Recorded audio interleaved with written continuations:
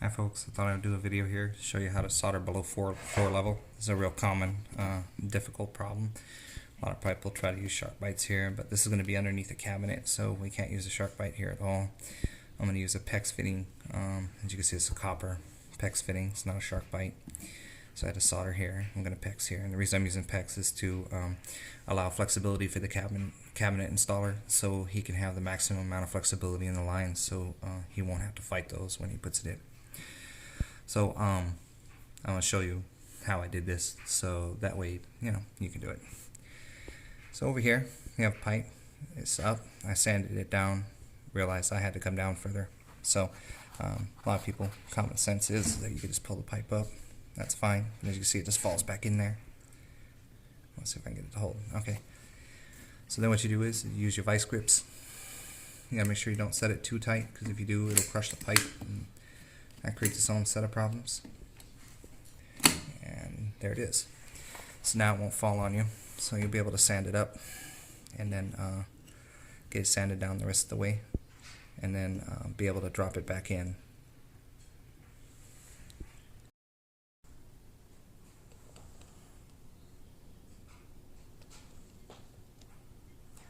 Okay, so we got this cut off here, and the rest of it sanded down and reamed, of course.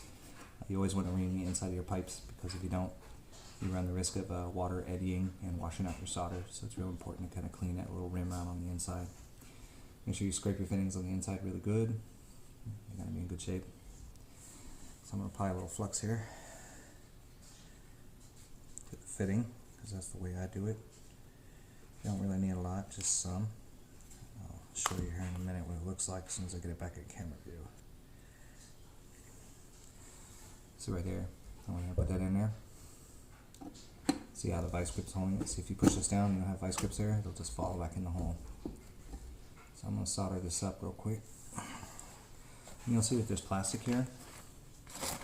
And if you've got a good enough technique, you won't melt it or get in the way.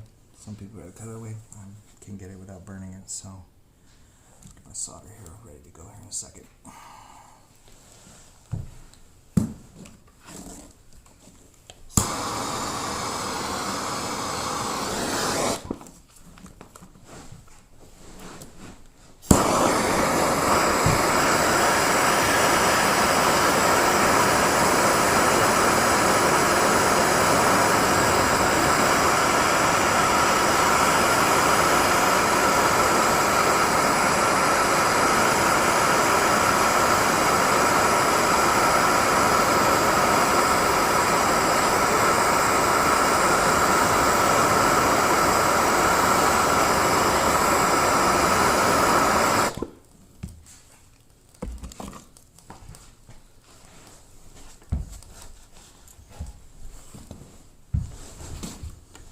So because we have to use silver solder on this, it gets pretty hot.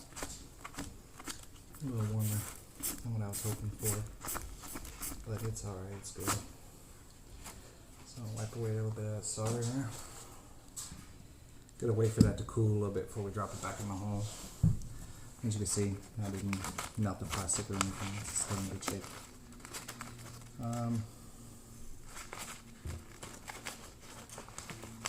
You do have to wait for it to cool, because we don't want to set it down in there hot, because you never know what's down in there. So we'll just wait a second here until it's cool enough to go down. Yeah, it's still too hot. Here's the boring part of the video. Let's see here. So right now, we're just a few minutes away. Get a little, clean up that fitting a little bit. You see how that flux cleans that up? A little bit of flux. Amazing what it does to a fitting. Cleans it right up.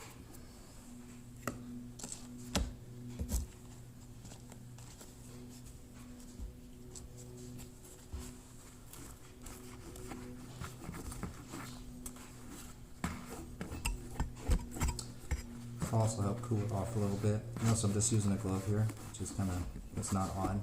They have a very flaccid type of glove. I'm just using the work glove that I have here. So that should be cool enough to set back down. Yep. So I'm going to let it go and it'll just fall back in.